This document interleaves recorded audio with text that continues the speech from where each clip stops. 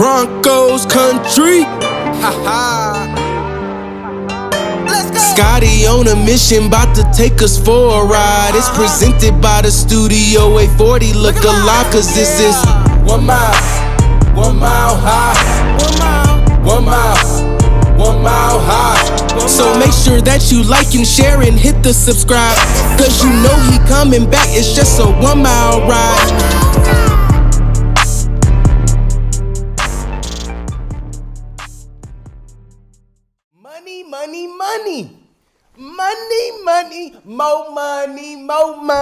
More money, Broncos country.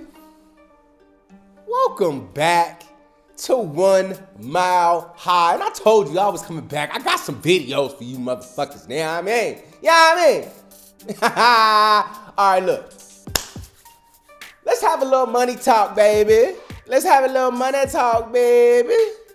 All right, it looks like you might as well start some of the conversations right now. You know what I'm saying? The money talk, the money talks, okay?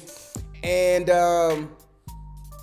yeah, there's some Broncos players out there that, you know, got some money talking situations going on.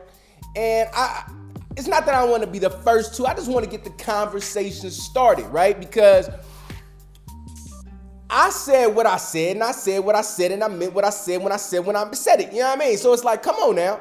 Okay? I said Melvin wouldn't be back with his high-priced ass. So we can start right there, okay? We can start right there. Broncos country. I like Melvin Gordon. Few fumbling issues, yeah, but he's kind of always had that in his career. He had that shit when he was at Wisconsin. He had that shit in San Diego. He had that shit. I don't think they went to LA. No, they was like in Carson or some shit. I think they was called to LA, but I think they was playing in Carson. Anyways, he's always kind of had that issue, but I've always felt like he was a great back. The reason why I said in the beginning that I didn't believe he would be back next year is because of the money. Okay, move it, Fats. Get out of here. I'll let you out, girl. It was about the money, okay? It was about the money. It wasn't necessarily about his talent. It wasn't necessarily about his production, because obviously he can produce. When we got him, I thought he was a good pick. A lot of people, and this is where it's funny, because now you getting those same motherfuckers who, when he first got here, I don't like him. He doesn't deserve that kind of money. What are the Broncos doing? Oh, please go to all them other channels. You know what I mean? I ain't even gonna say their names. I could, but I ain't, cause I'm not into it. I ain't into it. You know what I'm saying? So there's certain channels I stopped watching for Broncos stuff because of their opinions, right? Because they didn't want to necessarily let the conversation go. They really wanted to like form your idea of why you shouldn't like them or why it's not a good fit and all this other bullshit. Okay, so look, I say what I see. Okay, and they didn't want to have Melvin because of his price tag, right? He was getting all this kind of money, and how you do that over Philip Lindsay and yada, yada, yada. But now they done changed their tune. Like, well, you know, I would keep Melvin, you know, because having a two-headed monster, it would be better than just giving Javonte all the carries, because then he might not produce as much. All this other bullshit, okay? Stick to how you feel. Stick to how you feel. You know what I'm saying? Tell me how you feel, all right? So, look, my thing was, for Melvin to come back next year, he was gonna want to get paid. When you put up those kind of production numbers, when you do what you do, you wanna get paid. And that's just kind of how it works. You wanna get paid. So I knew going into this, if he kept producing the way he was, he's gonna wanna get paid. But as of now, to me, it's starting to look more like, if he's smart, He won't worry about how much he gets paid, rather worrying about the situation at hand. You have an offensive line that's consistently getting better, regardless of who our offensive coordinator is next year, which to me, again, I still think we're going to get a new one, okay? I do think we keep Fangio because Fangio comes with the defense. So you don't just say, all right, well, Fangio, you ain't a great head coach. You got to go. Because then that also says, well, now your defense has to go, right? So you'll be doing a major turnover trying to find an offensive coordinator, a defensive coordinator, a special teams coordinator. Like, that's a lot. That's a lot. You feel me? So I think you keep Fangio, right? Because if you give Fangio a great offense, Fangio now looks like one of the best, head coaches in the goddamn league, because then we are kicking ass, okay, every week. You know what I mean? So it's just, to me, in my mind, my mindset, Melvin Gordon was going to demand some money because of his production, especially if Javonte wasn't all of who he has now shown to be. If Javonte wasn't all that great, he was going to be like, you pay me or I'm gone. And he could demand that. He really has the ability to say that at that point. I think with him also seeing that Javonte is that nice and they would have no problem letting your ass go, it would be very smart for him to say, you know what? I'll take less money to stay in this situation because I think y'all really got a good situation. Why would I go to some other squad that probably isn't nearly as good? Because what's the other teams that would want a running back? Seattle, Chris Carson can't stay healthy. Seattle needs a running back. I believe Arizona needs a running back. So don't get it twisted. There are teams who would want or need a running back. Shit, Jacksonville, I think, is going to end up winning. But the only situation in there that was even like, all right, was who? The Cardinals. Because Seattle's, it's a wrap. It's a wrap for them. You know what I mean? So, like, when you kind of already have something established and you seeing it kind of go right in front of your eyes, getting better and better, you like, you know what? I done made a lot of money, bro. Like, I'd rather just kick it here for another 2-3 years, me and that dude, because it's also smart to have longevity in your career. Having Javonte is going to prolong Melvin to continue to get more years in the game. That's more money. It's very smart to be like, damn, all right, like we got two, dudes back here. You know what I'm saying? And like we both getting the same amount of carries too. Whoever your offensive coordinator is, trust me, they gonna utilize both of them. You might even get Melvin getting out of the backfield a little bit more. You know what I'm saying? You might get him on some better design runs. But with an offensive line like that, it would be stupid for him to go. Okay, so I said what I said, and I meant what I said, and I said when I said it, okay?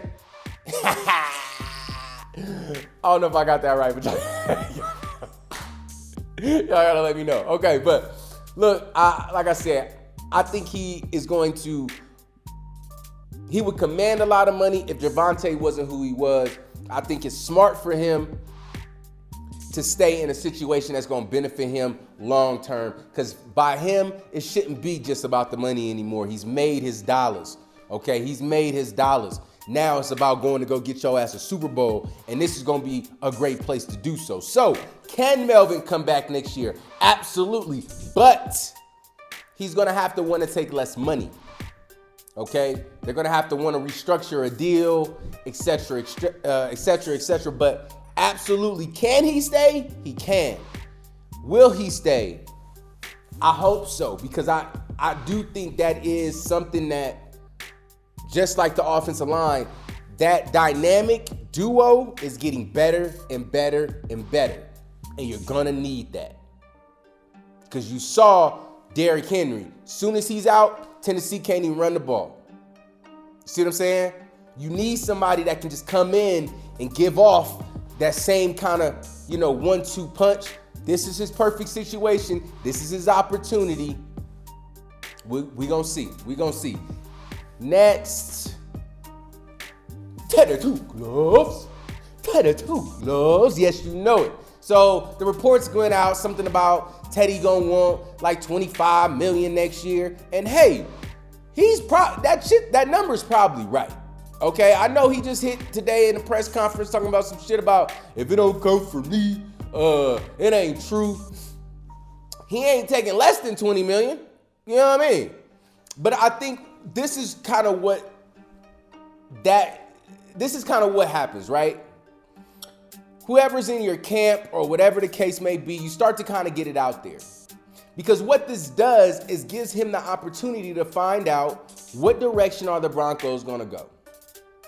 Because if he stays, he's going to get the $25 million. He's going to get the 20-something million dollars regardless. Boom. But what happens is if the Broncos are willing to allocate that to him, then he knows that even if they draft a quarterback, he's still going to be your starter. Because you don't pay a guy $25 million to then not play, right? You would absolutely say if you gave him that money, then regardless of who you drafted, because right now there is no there's no quarterback coming out of college where you like, we gotta have him. And see, it's funny because now when y'all starting to see all these other quarterbacks who aren't that good, how many of them come and go? How many of them are not high, like, oh, we wanted Trey Lance. Oh, we should have got Zach Wilson and all. Some of those dudes are not that nice. And this year, you're going to have a lot of those quarterbacks that are not that nice. The quarterback who ends up being like the dopest is going to be one that nobody saw coming. It's going to be some kid out of like Penn State that people's like, we didn't even know he was the quarterback at Penn State. Like, who's he? But he's going to get in the right situation with the right team at the right time, and he's going to come out and he's going to ball. That's why I hope that we don't reach on a quarterback. But sticking on Teddy, he knows that if we allocate that money to him, then that guarantees the fact that he can come in next year being the starter and feeling like he's not necessarily in a competition. He knows that that's the case. He also knows that if they allocated that kind of money to him, that we won't be trading for anybody. Again, I've told y'all plenty of time, I am a Deshaun Watson fan. I know that y'all love to keep talking about some shit that ain't true in my comments, and I've had to check some of y'all motherfuckers about that, okay? But we can have that conversation anytime y'all want to. Aaron Rodgers ain't coming to no fucking Denver for the simple fact that he wants to play for one team and one team only. He's MJ, he's Kobe. He Bird. Like, they ain't trying to go different places if they don't have to. Why would he want to start over and you got Devontae Adams out there still killing? You got Valdez Scantling. Like, come on, he's not trying to go anywhere. He just, like, they about to go back. Like, they in a situation where they can go to a Super Bowl this year. And I kind of hope he do. I really do. I hope he goes to a Super Bowl and wins a Super Bowl. Have one more than Brett Favre. And also let them up. He's not going anywhere. Just because his girlfriend is from Boulder or lives out in Boulder don't mean shit. Like, he come to vacation here. Y'all might see him on the ski slopes or some shit. Y'all ain't gonna see him in no Broncos uniform. Get that out of y'all head, okay? But putting that kind of money in Teddy lets him know that they won't be going out to get somebody on the, after the season. A Russell Wilson, Deshaun Watson, Aaron Rodgers. So to me, even though he's tried to say that the shit ain't true, no, it's true, because that's pretty much what's going to give him his security. He knows if the Broncos allocate that money to him, he has one more year as being a starter here, and that's the case. Now, with Teddy, depending on who our offensive coordinator is, probably not going to come back. And it's not just because he's not that good. But again, when you talk about an offense where you're going to have to be throwing it and getting it to these receivers and getting it to their hands, that's why I'm such a Deshaun Watson fan. He's 25 years old with a rocket arm and can keep an offense on the field. Teddy is not necessarily that way. So now you stick with fucking our offensive coordinator, Pat Shermer, then it's a possibility they might keep Teddy and allocate that money to him just because you don't want to fuck up the continuity. You just want to give him another year in the system. But I don't think we keeping our OC, and I don't think we keep Teddy. Okay, I think Teddy might go with Pat Shermer wherever the fuck he ends up going. Probably New York. You never know. You never know. But that's just me. You know what I'm saying? And if he does go to New York, I said it first, bitch. But anyways, I just wanted to make sure that we had this. So let's start this conversation about this money, this allocation. Because like I said, there's certain players that ain't gonna come back because they want more money than they deserve. They want more money that we don't need to give them. Not that they don't deserve it, but necessarily we don't need to give them because we're in a better situation right now. Even on the offensive line, Garrett Bowles, hey man, he may not get his ass re-signed back. He might get traded, or he might get let go, however the case. I'm not sure what's up with his contract, but if we keep getting better offensive linemen, I don't know.